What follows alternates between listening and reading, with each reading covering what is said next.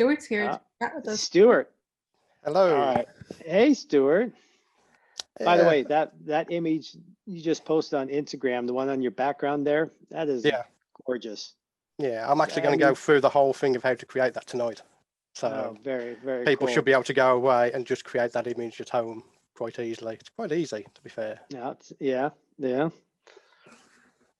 Well, very cool. So what did I miss? What did I miss in my macro talk? Since you kind of do this for a living. Well, I'm not the type of person to point out stuff, but you did have the RF 35mm on the list as 1:1, but it's not. It's actually a 2:1 lens. It's a close-up lens. The RF 35mm. Oh, really? Yeah, because I've actually got one. Tell you now. Yeah, so that might be actually wrong because I stole that information right off our website. Oops. Oh, you better double check your website then. Yeah, busted. No, great presentation. I enjoyed it.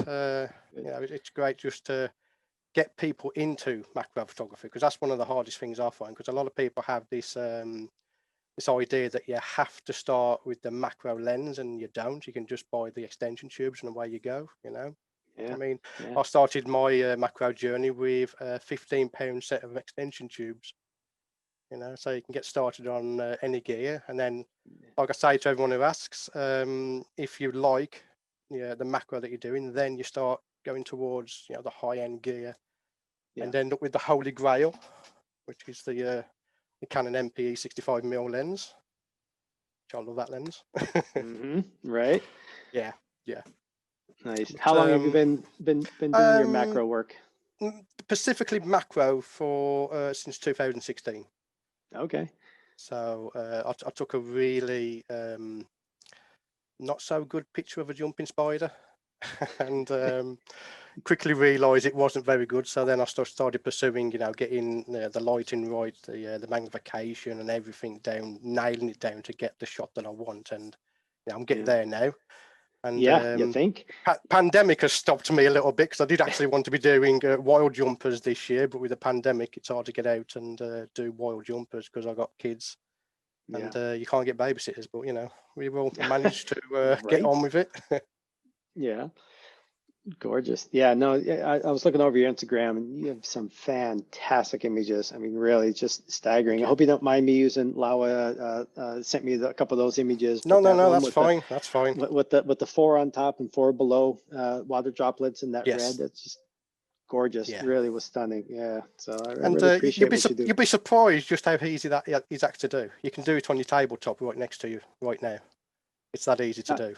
It really is. And like I said, I'll be going through that tonight as well. Very good. Yeah, I would think actually the pandemic might help you, because it'll force you to look at your inside world with more like, what's small and interesting that I can turn into.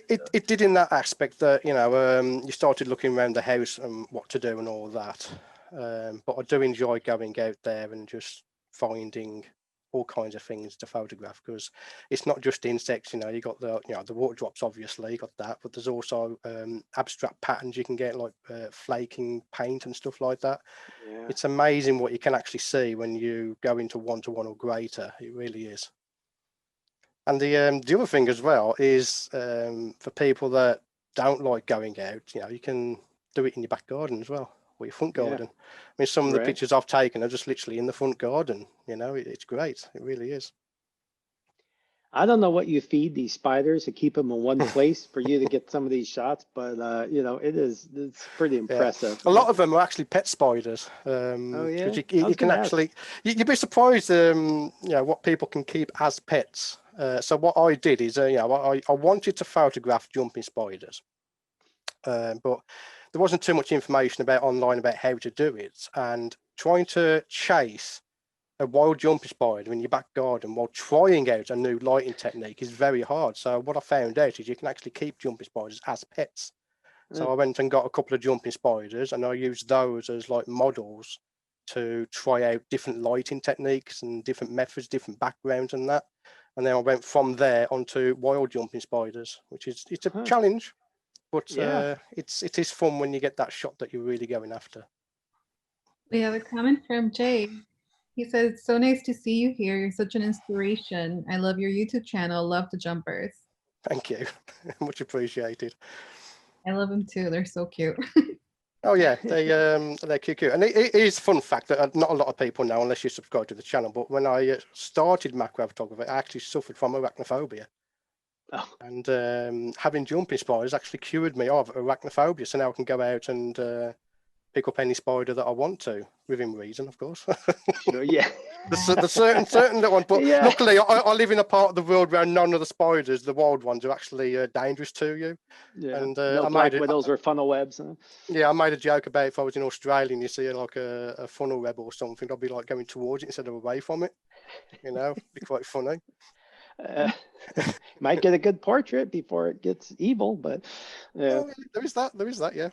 Yeah. Nice, so nice. Thornbug Media says, love Stewart, jumping spider YouTubes. Can't find any local jumping spiders. We have monster spiders in Florida. Yeah. Well, the jumping spiders actually have a pets. They actually come from Florida as well. So I mean, I don't know what time of year they're out, but they are actually wild in Florida. So he's actually very lucky because he doesn't have to keep them as pets. He gets to go out in the right time of the year, and you'll be able to photograph the spiders that I photograph without having to keep them and feed them flies and all that stuff, you know. Yeah. Well, if you do have monster spiders, I suggest getting the Laowa wide-angle macro so that you can get them all in frame. Yeah, definitely. I tried photographing my tarantula once, and that was an absolute nightmare because he doesn't want to be disturbed. Do you know what I mean? So he was flicking hairs all over the place, and I'm like, "That's it now. That's it. I'm not going no further." They said stay away from spiders bigger than your lens. Another hard thing when it comes to the jumpy spiders as well, because they're not actually that scared of you. And when you're getting in closer than 1-to-1, so you go like 2-to-1, like with the Laowa lens, they actually jump onto the front of your lens. So you're looking through your viewfinder and you see the front legs come up like that, and you know that's it, they're going to jump, and then bang, they're gone. And you know they're on your equipment somewhere, but you don't know where, so you have to put your camera down slowly. And you're like this, you're like, where are you? Where are you? Yeah, trying to find out where this little jumpy spider's gone. Nice. Yeah. But they are, I mean, if anyone wants to get really serious about macro, the jumping spiders are really great to practice on because, they're small, they're moving around a lot. So you're not, they're not like water drops, just sit still. So they're moving around, but they're also, because of their front eyes, you've really got to nail your lighting and your diffusion to make them look good. And what I found is once you've done that on jumping spiders, it'll work on almost every subject. Then, ladybirds and all those, it'll work on all those because you don't get that harsh reflection off any shells and stuff like that. So they are really good to practice on. Yeah. And they're beautiful, man. They're just really, really gorgeous to look at. Anders is asking, how come you will talk about water drops and not about jumpers? That's what I was hired to do. Well, we got 6 more minutes. We can talk about jumpers until you get sick of talking about it, but better ask your question now. Yeah, if you want to talk about jumpers, we got, 5 minutes or so? Yeah. And Jake says, thank you for teaching me patience when it comes to macro photography. Oh yeah, patience is the number one thing you got to do. Patience. Yeah. I've just done a shot of a water drop with the Laowa logo in it. I've just put it on Instagram. And he's talking about vibration and that when it comes to macro. And I've got my camera on the tripod, and the dandelion seed is going like this, and all it was the heat coming off the radiator, and it's coming up, and as heat rises, it's making it go like this. So I had to crank up my my shutter speed all the way up to manage to get it. And it's patience.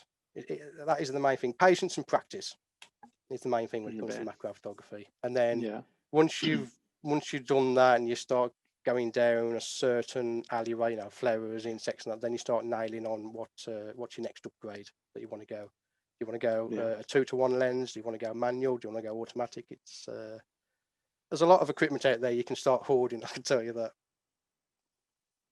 Have you used the 24mm probe before? Yes, I've actually got it here somewhere. You've got it over there, yeah. Yeah, I put out a review with it on my YouTube channel last week, and Oh, cool. I've got to send it back now, unfortunately. Oh, no, boo. Yeah, It got yeah, lost in the unfortunately. mail. Yeah. I thought about trying that, but they know me. Dang, yeah. But it is a great lens. A perfect example on my review video I did, I put the probe lens into a spider's webbing, and the spider's webbing is only like that big. So literally you can't get that into the webbing without breaking the spider's home. Sure. So I'll put the probe lens in there and I can get it all the way down and up to the spider and without disturbing it. And it's fantastic. It's one of those lenses, it's like a niche area, so you're never going to use it all the time. But if you don't take it with you, you're guaranteed to run across a situation where you need it. Do you know what I mean? It's just one of them lenses. Same with the 15mm wide angle lens as well. That one's a quite hard one to use, but the results you get is fantastic with that, because you're showing the subject and the environment, which is great. Yeah, like I said, that's the things that I've been very impressed with Laowa in general. The engineering have really expanded the creativity for this market, I think, and really get, like you said, the niche lenses that they are. But wow, I mean, how else could you get that shot? That's just mind-boggling. But I mean, even their standard lenses though, I mean, I'll go through a lot of lenses. I do a lot of reviews, and the Laowa 100mm is the sharpest macro lens I've tested to date. Really? And in fact, I mean, I've got my Canon lens here, and I'll just literally use that as a paperweight now. I just don't bother with it. And before I do get into my talk, I can tell the people who are watching that the Laowa lens is actually mine. I went out and bought it after I did the review because I was that impressed with it. I was like, that's going in my kit bag, and I went out. Nice. Yeah, they are great. They're pretty fantastic. The engineers know what they are doing, and I'm glad the optics inside the lenses are just fantastic. I mean, there's no distortion, no chromatic aberration, and like I said, very sharp as well. And the price as well. I mean, if I can talk about not the price, bad for it's half the price of the Canon lens, Yeah. So Canon really got to step up their game if they want to compete in the macro market. Yeah, Laowa kind of took the market by storm, though. They did. I mean, all of a sudden, it's like, here's this name you've never heard of. And the first one I saw was the Probe, which of course stands out because of just how unique it looks and its capability. And we've just seen nonstop goodness coming from Laowa in general. So yeah, I'm happy they're aboard this year. Very good. Well, I think unless someone has another question, that's about all the banter I got for you. Leslie, how are we looking there? Good. Looking good. All right. Well, now I'm going to go ahead and shut my audio and my video off, and I'm going to turn this over to you, Stewart. Thank you again for joining us. We'll talk to you in a little bit. Hopefully my computer will not play up tonight. First of all, I want to just excuse the headphones because my normal microphone went and died on me, so it's pretty much useless now. Yeah. Well, you sound good now. Yeah. And so, for anyone who doesn't know who I am, my name is Stewart Wood. I am a macro photographer and YouTube content creator. I would like to thank B&H for having me here, and of course Laowa for allowing me the opportunity to do this presentation. So what I want to do first is I need to share my screen. Bit of a sales pitch, but I want to just bring up the fact that can you all see my screen okay? Yep, all good. Looks good. Excellent. Okay. I just want to bring up the fact that this 25mm 2.5 to 5 times macro lens is on a deal today. That is an absolutely fantastic price for that lens.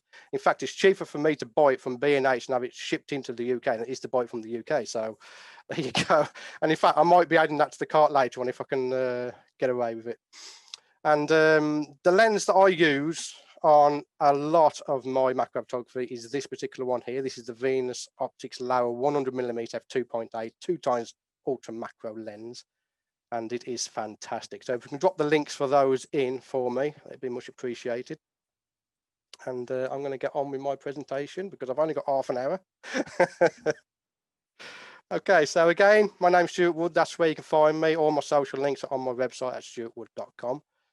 And we are here to talk about shooting water droplets with 2:1 magnification with Laowa. So here's one of my hero shots for tonight. This is shot on the Canon EOS R with the Laowa EF 100mm f2.8 Dreamer macro 2x lens. Again, fantastic lens, really, really sharp. And I've put the settings in there. Normally I don't share my settings, but when it comes to water drops, your settings are all over the place. Like I was speaking before, you know, if you've got any type of movement in the air, you're going to have to crank up that shutter speed. If you haven't, you can bring it down. But this one was shot at 150th of a second at f2.8 ISO 100. Here's another example. It's exactly the same water drop, just a different background. Backgrounds are so important when it comes to macro photography of any type. Okay, I'm always talking about backgrounds, and I'll be covering that in a little bit in a bit. Okay, so my current setup for water droplet macro photography, and that is of today's date, because obviously this is continuously changing, but I'm currently using the Canon EOS R with the Laowa 100mm macro lens, and you can see a little bit of behind the scenes setup there of a simple water drop setup. And my hope out of this half an hour is that you are going to be able to go away and capture the same type of images that I am showing you in this presentation. It is, believe me, it's quite easy to do once you figure out everything. So the macro setup, things that I typically use in my water droplet photography. Again, Canon EOS R. I have a battery grip that I use sometimes because I like to go to portrait mode, and if I am going handheld, I like to have that battery grip there for extra grip, just personal choice. I usually use the Laowa 100mm f2.8 macro lens again. I have a budget tripod from Amazon. We'll skip over that. I've got a Lexar SD card, and the reason I'm talking about that now is when you get into macro, you are eventually going to end up going into focus stacking, and if you are like me, I do handheld focus stacking. I can take a lot of images, put them into the buffer, and I need that buffer to clear quickly. So that's why I thought I would mention that. So if you start buying, you know, the decent cards now, you're not going to have to repurchase it later on when you really get into the focus stacking. But I'm not going to talk about focus stacking in this presentation because it's a whole other ball game. So typically I will take with me a spray bottle. It's just a little spray bottle, a syringe, and a specimen holder.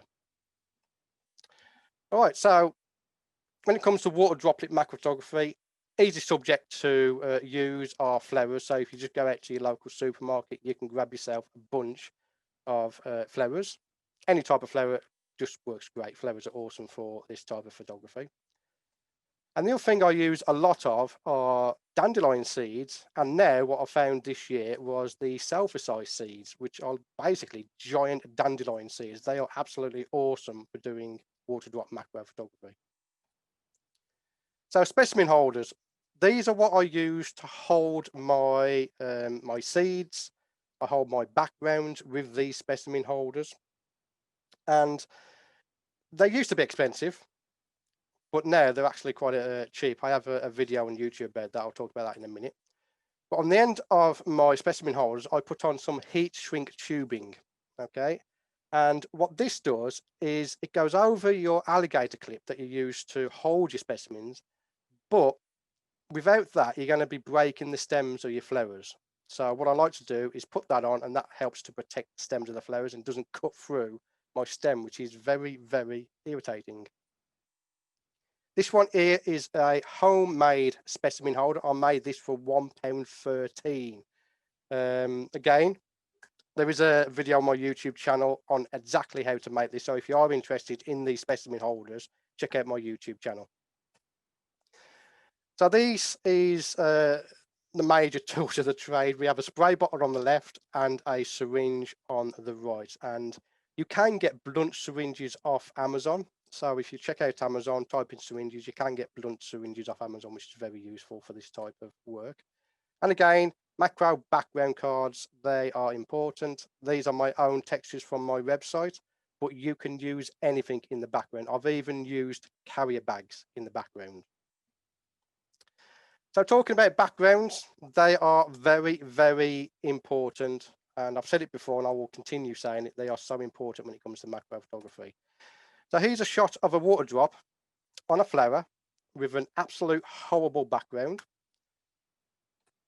put in a different background and you get a whole new type of image. So again, there's the ugly background and a blue background. So I do encourage you to go out and play with the backgrounds if you are going to try this type of photography. F-stops are also important when you're doing the water drop macro photography. On the left, we have a water drop that's taking at f-stop 2.8, and on the right, we have f10. If you notice, you have got more detail in the f10 image. However, you've also got the background that's starting to come into focus. And for me, personally, it's like Marmite, you either love it or you hate it. I prefer the dreamy look of a lower f-stop. But the lower f-stop doesn't always mean always shoot at 2.8. It all depends on the size of your background. If you've got a larger background, you'll be able to get away with a higher f-stop because your background is larger, you can push it further away. And the dreamy look is basically you're getting just the edges of the water drop in focus and the rest of it is out of focus. And again, you can focus stack if you want the whole lot in focus, but for this talk, I'm simply keeping 2 single shots. So lighting, the all-important lighting. Okay, what do I use to light my water drops? Basically, I have 3 different lights. I either have the ambient light that's in the room, I have my studio light, which generally is being used to record behind the scenes rather than actually lighting the water drop, but it does work quite well. And my main light that I use is a simple torch from Amazon. That is it. Okay, you can also use sunlight if you wanted to. Believe me, you really don't need a massive studio light or anything like that. You can do this on your tabletop at home. So let's take a look at this shot in particular. Now, I did show it before, and the reason it's coming up again is I want to show you from start to finish exactly how I got this shot. So I'm hoping that after this next couple of minutes, you're going to be able to go out and get this particular shot. Now, these are all at 2x macro using the Laowa lens. And just on a side note, if you're on a crop sensor camera, that lens also goes to, will turn into a 3.2x macro lens because of the crop factor. But anyway, moving on. So here we go. This is something new for me. So I'm going to put down a specimen holder. I'm simply going to pick out a single dandelion seed and place that into my specimen holder. Once I've done that, put the lid on your case because sometimes I'll forget, and if you sneeze, oh, you're in trouble. So I'm going to position it now. I've got my lens set to 2:1. I'm just going to quickly position the dandelion seed in the middle of the frame. So now we're going to place the water drops on there, and you don't have to be gentle, as you can see. But what I do is I place a little drop and then add more drops to it to build up the drop to the size that I actually want. And what you're trying to do is to get a nice round drop, but don't put too much on, because if you do, it's going to fall off then. It will fall off quite often. If it does, just carry on and put a new one on. So now we're going to come with the background. It's just a very simple textured background card. And if you notice around the edge of the background card, you can see the studio wall. And what's important is you need to have the background close enough so that there's no seepage of the studio. So you see that I've moved it forward to get rid of that white around the drop. So now I'm going to set my timer to 10 seconds. For that, it's because I've got floorboards and it's very shaky, as you can see from the footage. So I'm going to set it to 10 seconds. I'm going to press my shutter button, hold my breath, because believe me, just breathing will shake this setup. And then we are going to take the shot. Okay, and there is the out of camera shot from that specific setup. Very easy again. You got your dandelion seed in a specimen holder, water drop on it, and a background card. That is it. So here is another footage of behind the scenes. I'm outputting to my monitor. Okay, we have our camera with our Laowa lens. You got my ugly mud there. We have our dandelion seed with the water drop on there on our little specimen holder. We have our background card, which in this case is a blue background card. Again, held by a specimen holder. And the light I was using is the video light that I was actually using to record behind the scenes. Again, you don't have to have a big light like that. That is there simply to capture that behind the scenes footage. And again, that is the result of that once I've put it through Lightroom and applied some dark and moody presets that I use. Here's another shot again. It's exactly the same drop. All I did was change out the background. And again, that has been edited in Lightroom. So another type of water droplet photography you can do is water drop refraction photography. So this entails you putting something in the background, but then bringing it into focus within the water drop itself. So here's an example of that, again taken on the Laowa EF 100mm f2.8. And again, this is basically the same method, except there's two things that are changing here. One is you are bringing a flower into the background rather than a texture card. And the lighting, you only want to light the background when you're doing this type of photography. And again, another image here where I have a flower in the background. Everything else is out of focus apart from the self-size seed and the background, the refraction in the water drop. So again, I have another behind the scenes video. So let's have a look at exactly how this is built up. So again, we have our little pot full of seeds, and I'm going to pull out the self-size seed. And this thing is absolutely huge. I absolutely love these seeds for water drop images. You see the size of that thing? Fantastic those are.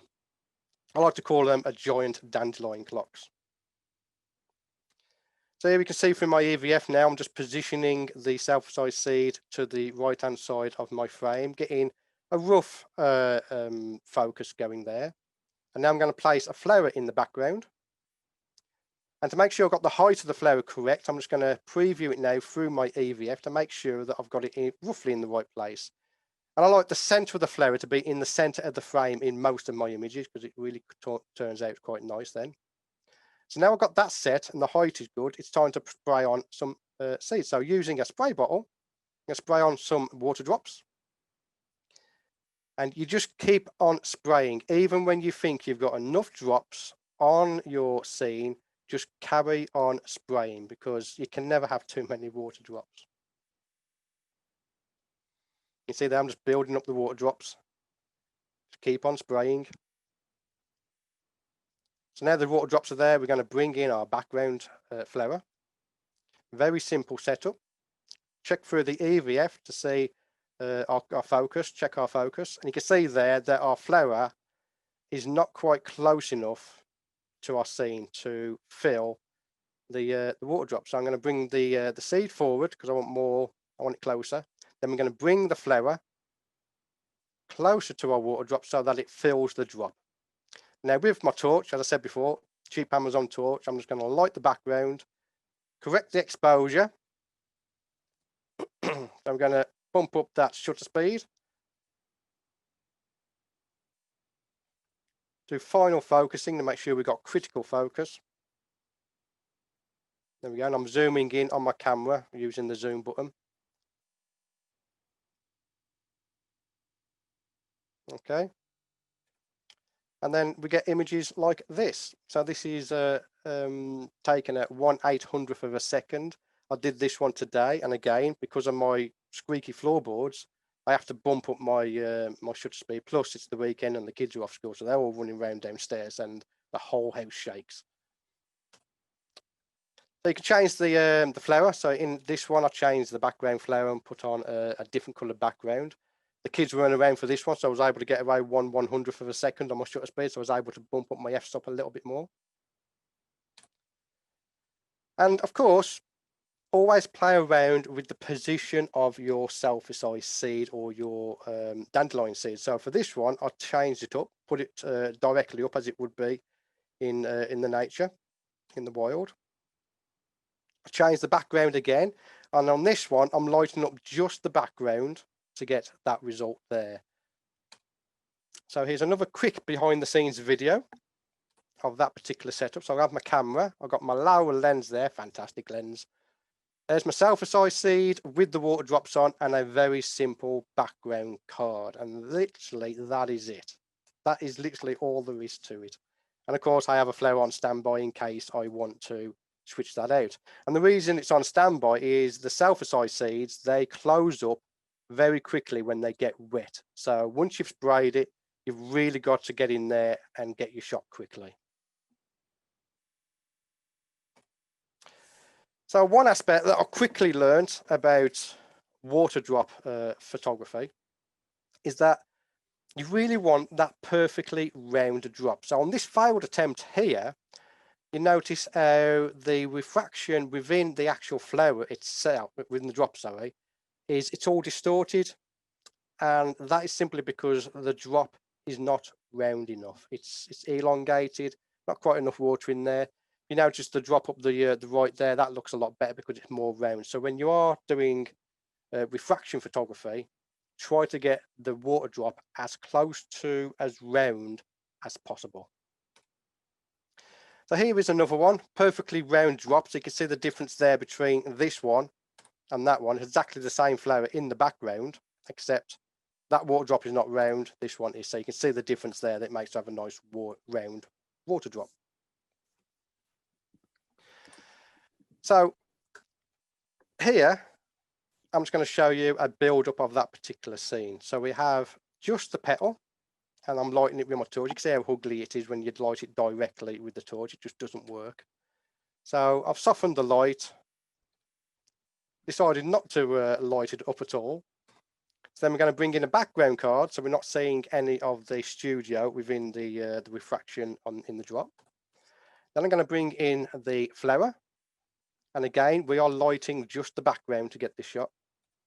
We're going to bring in our water drop, light in the background, and you can see how the whole scene just builds up.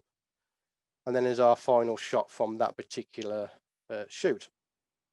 So on this one, I was able to do a 1/100th of a second at f8, ISO 400. And the reason it's at f8 is that flower is very big, so I was able to push it further away from my water drop, so therefore I was able to put up my f-stop and still get a nice dreamy look to it. So here is behind the scenes. I can hear myself being repeated. Someone got a microphone open. Never mind. So I have a memo clip holder here that's holding the petal with a little water drop on it. There is our nice big flower. And again, we have a background card just to fill in the space in between the petals. We really don't want to see the studio out there. And again, we have a nice behind the scenes video here of that particular setup. There's my Laowa lens, the petal, water drop, and the flower. So in this video here, you can see here how I'm playing around with my torch to see what type of effect I'm getting. And I do encourage you to play around with the lighting. You can also move it forward and backwards to adjust the exposure. So if I want a higher shutter speed, I'll bring my torch closer to the background flower to get a higher shutter speed. And you can see how the reflections play around when you're moving the torch around, the angles, the shadows, and you just move your torch around until you get to a position that you like. And of course, if you haven't got access to a dandelion seed or a self-size seed, you can just use flowers. So here is a single water drop on a flower. And we're going to show you behind the scenes again on how to set up that particular shot. It is very easy. So I'm going to place my flower onto a specimen holder.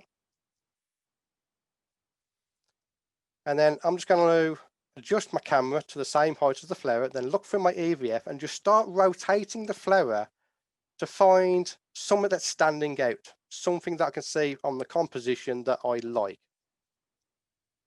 You can see I'm just moving it around, trying to find something that I like.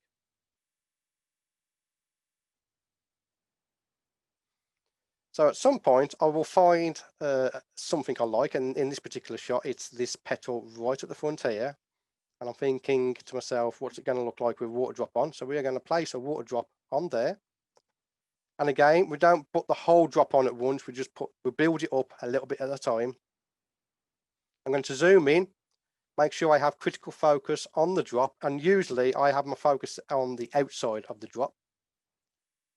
As you can see there, we have critical focus now. And again, this is being lit by the studio light because I'm doing the behind the scenes. And what I'm seeing here is down the bottom left-hand corner, we have a little bit of a gap. So I'm just going to bring in another flower from the same bouquet of flowers. We're going to drop that down the bottom right-hand corner just to cover up that. So it's a bit of distracting. So that's going to cover that up. And again, just double checking the focus. And then we're ready to take our shot. And that is our shot once it's been edited in Lightroom. And again, very easy. Okay. Any questions? Right, I'll answer them at the end. But again, it is very, very easy to do. You can also use your mobile phone if you wish to as well. Now here is a behind the scenes shot that I have done. And what we have here, we have my camera. Again, I'm using the Laowa 100mm 2 times macro lens. Have I told you that's my favorite lens? Okay. And we have a memo clip holder with just a piece of grass on it. And on there, I've placed 4 water drops. We have a flower in the background being held by a memo clip holder again. And underneath there, I just have a mobile phone. Okay. Now the lighting again, I'm lighting the background flower again. It always seems to work best if you light the background flower and not the actual drop. And I've just created a makeshift flag basically out of my background cards just so that this flash doesn't hit any of the water drops. And that is the resulting image from that particular shot. So again, like I said when we were talking about this one previously, that is actually done just on a table. So you don't need any specialist equipment for this type of thing. And of course, if you want to get really simple, you can just go out after it has rained and just photograph natural rain drops. This is something I've only just started doing because previously to this year, I had an entry-level camera that didn't like getting wet. So I generally stayed away when it was raining. And of course, once you've done all this, once you've learned how to control your exposure with the exposure triangle, what f-stops to use, the lighting, once you've done all that, you can create an image like this so that you can show off to your favorite lens manufacturer in the hopes they might send you another free lens. That is the end of my demonstration. Again, my name is Stewart Wood and you can find me at stewartwood.com. So I'm going to come back now. Awesome. Thank you, Stewart. And answer some questions. We do. Daniel Drew, do you have any editing tips for macro? Editing tips for macro. Oh man, I could go on all night for this one. You got 6 minutes, mate. Yeah, I would literally just find your own style. Once you find your own style, stick to it no matter what people say, because I started off with like a dark and moody style years ago and people didn't like it. I didn't get no likes on Facebook and we're all chasing after those thumbs up on Facebook. And my style took off once I stopped caring about what other people think of the shots. So yeah, when it comes to editing, I would go out, find your top macro photographers other than me. Okay. Pick 5 of their images that you like, download them to your hard drive, and then try and replicate that. Now, don't post them on social media saying that you've done this. Just try and replicate it, check out the lighting and all that, how they've edited it. And you can always contact that photographer as well, because in a lot of cases, they will reply back to you and tell you how they did it. Once you've replicated that method, then go out and start shooting your own macro. That's a good tip I can give you. Awesome. We have Mark Goldberg. Does different water make a difference? Distilled, filtered, bottle, or tap? I've not found any difference, to be fair. I used to mix my water with glycerin as well, and I found that wasn't quite as good. Not too sure why. I just use normal tap water in my water drops. It works perfectly great. So I've not really noticed any difference. You actually answered someone else's question about Did I? adding It's a glycerin. common question. I really should put it in my presentations, to be honest with you. And then what about using your Renox DCR 250 for getting more Yeah. magnification? If you need to get more magnification, don't crop in post. Get yourself a Renox or extension tube, because it's so much better. Because when you crop in post, you're actually magnifying the noise and grain in the image as well, and any imperfections. So yeah, the Renox is a very inexpensive. It's basically a magnifying glass that clips onto the front of your lens. I've actually got one over here, and the Renox is probably one of the better ones out there, I'd say, because it's so much easy to use and there's no distortion. The sharpness is great off it, so it is a good option for getting that extra reach. Andrew says, any tips on capturing wild animals like butterflies or ladybugs as they often fly if you get too close? Yeah, go out in the morning or in the evening. I've never gone out in the morning. I'm not a morning person, so I generally go out and then I walk around an area, notice where the butterfly is flying around, and then come back towards the evening. When it gets colder, they just not bothered by you, because they can't be bothered flying away. Another thing I've noticed as well is the type of clothes you wear as well, and I'm not 100% sure what's going on. It's something to do with the I think it's the ultraviolet that the insects see. I believe white they see as no danger, but black is literally like a black void. So as soon as something black comes up against you, they just shoot off, which is why I would love to have a white camera. But yeah, another thing I noticed as well with the probe lens, you can get closer to your subject with a probe lens. So it's something to do with the big lens on the front. But generally, colder temperatures are probably the best thing you can do for capturing things, insects that are skittish. Dornberg Media says, when's the Stewart would hat giveaway?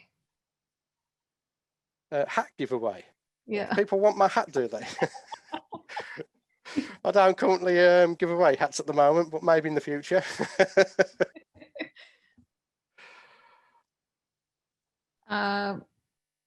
Sorry. Oh, Daniel is trolling me now, okay? Daniel is trolling me about Luminar.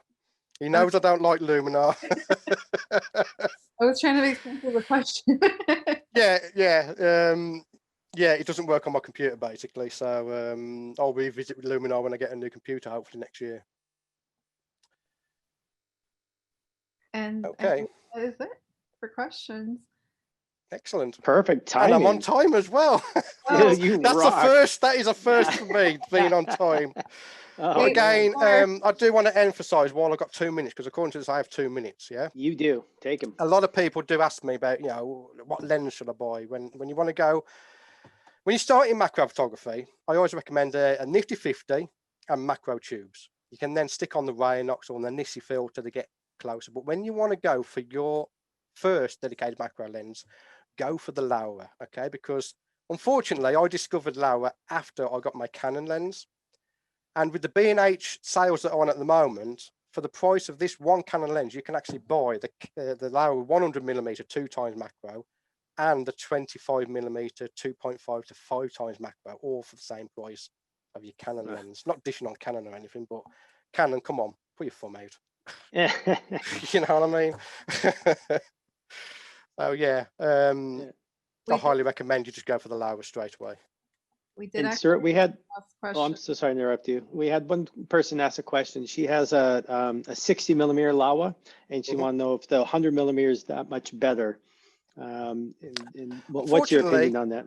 I've never used the 60, so I can't really comment on that. I'm not one of these people that will read the spec sheet and comment on something. So honestly, I can't comment on that. The only thing I could suggest is if she emails me a couple of her pictures to see what they're like, and I could go through it from there. I mean, it's a Laowa, so it's already going to be good. But the optics inside these Laowas are just so fantastic; it's unbelievable. Yeah. Yeah. And I think she would have a further standoff range, for with the 100mm, of course. But to be honest, I'm going to suggest that unless you just want to take advantage of the special that's going on, get something that doesn't 100% duplicate what you already have. You already have a 60, so maybe get that 25. I mean, you have even more magnification. Is there anything your 60 is not doing that you need it to do? Is the question really? That's I mean, if you want to get closer, you can bang on Rhinox, or go for their ultra macro, 5 times one, because when you start getting to macro, you want to get closer all the time. It's a struggle just to try and get closer and closer, and the closer you get, the more diffraction, the less your depth of field gets, so you start going into your specialist lenses. Yeah, very good. So again, I would like to thank Laowa for having me here, and for B&H, of course. Thank you. It's a great opportunity to present a webinar for you guys. Yeah, Stewart, you did an amazing job. Hope we can work together again soon. Team Laowa, thank you very much. You guys are awesome.